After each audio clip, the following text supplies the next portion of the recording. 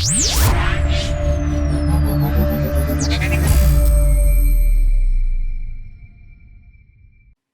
to Board Game Impact. Today we're going to be doing a review of Sushi Roll. Okay, so this is a great filler game. 2 to 5 players, 8 plus. Adventures say 20 to 30 minutes. Very similar to Sushi Go in many different ways. The mechanics where you're using the wasabi, nigiri, the dumplings, everything, the tempura, and everything. And also the way the score mechanism works, very almost identical to Sushi Go. Just rolling dice as opposed to just using cards. I think the mechanics is a little better on this one. I also like the rolling dice aspect better. So we're just going to jump right into the review. So what did you think about the rules? I'll give the rules a 4.5 out of 5 because it took us a little while to figure out that you put the wasabi, the wasabi, and you put that on top of the nigiri. No, you put the nigiri on top of the wasabi. No, This is the nigiri. This is the wasabi. Yeah, you put it. So, yeah, that was the only aspect of the rules that we were kind of questioning. I still would give it 5 out of 5. I think the rules are very well detailed. Just wish that they had like an image or some type of identification where it showed you that that's how you pretty much put the wasabi and then you put the nigiri on top of it for gameplay purposes. So 5 out of 5, 4.5 out of 5 for the rules. What do you think about the components? I would give the components a 5 out of 5. I really like the theme covers. A 1, a 5, a 10, and 20 of those. I like the little pudding tiles.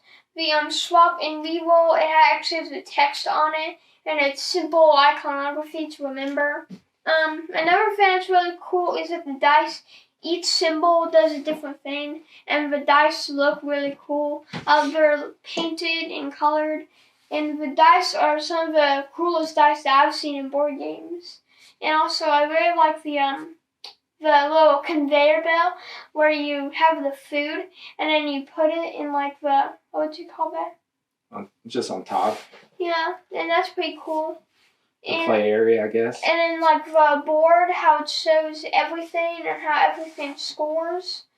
And the really nice Sushi Roll bag over there. So I would give the components a 5 out of 5. Okay, so I would give the components 5 out of 5. Everything about it is phenomenal. Really like the design of the dice and how the designs are engraved and color coded, and so really some of the best design or dice. Also, the bag is really well made. And it's nice and thick, so it's going to last a while. The boards are nice and thick.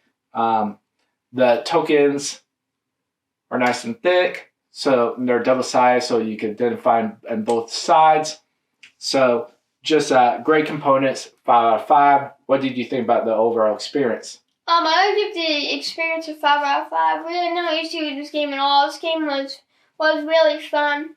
And another thing is that this kind of elevated Sushi Go, which was the first video we ever did on this YouTube channel.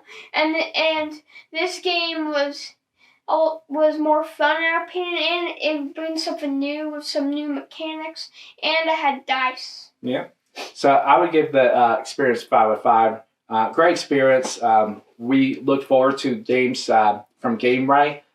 They make some of the best family-oriented games, and they're easy to learn, easy to play, but hard to master. A lot of them are luck-based. This one is luck-based because it's rolling dice. But it just flows very smoothly and just works very well. So what did you think about the mechanics? I would give the mechanics a 4.5 out of 5. I like the rolling dice aspect. I like how everyone gets swaps and re-rolls, so it's fair for everyone. But I really like the dice, the conveyor belt.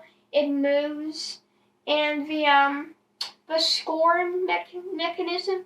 The scoring is pretty cool with each of them.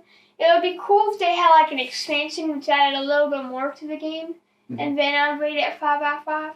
Yeah. So I really like this mechanics.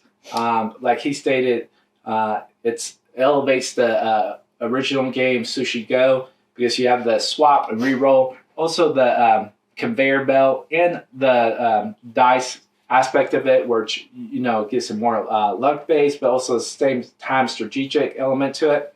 So great mechanics, but I can't see if they made expansion like maybe have like tokens where you kind of block the conveyor belt from moving, stuff like that. So you pretty much are able to use it one time and keep the dice that you have.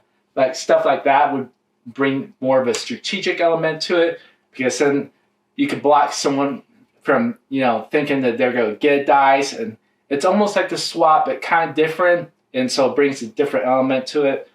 Just there's many different things that could be implemented to the game, and so great mechanics, 5 out of 5. So what did you think about the replayability? I would give the replayability on this game, I'll give it a 4.5 out of 5 because the game is pretty much always going to be different, and the dice are going to roll completely different. The players are going to play the game different, and there's so much rolling going on. You're never going to get the same game, and with the conveyor belts and the scoring also, and there's so many different ways to score and different strategies you can do. But this game's not quite a 5 out of 5 in replayability because even though you are rolling a lot of dice, there's like nothing changed these game. Okay, so I'll give it like similar, like a 4.5, 4 out of 5. The replayability is kind of hampered because of the different, it's luck based, but also the mechanics are just, it's almost like you're doing the same turn, but it just flows very smoothly. This is more of a filler game, so a lot of those filler games are 20-30 minutes. Replayability is kind of limited because of the mechanics and just there's so just overall 4 out of 5. So what do you think overall total? I would give this game a 4.5 out of 5. 9 out of 10. This is one. Sushi Go was already a really fun board game, and this just elevates it to another level.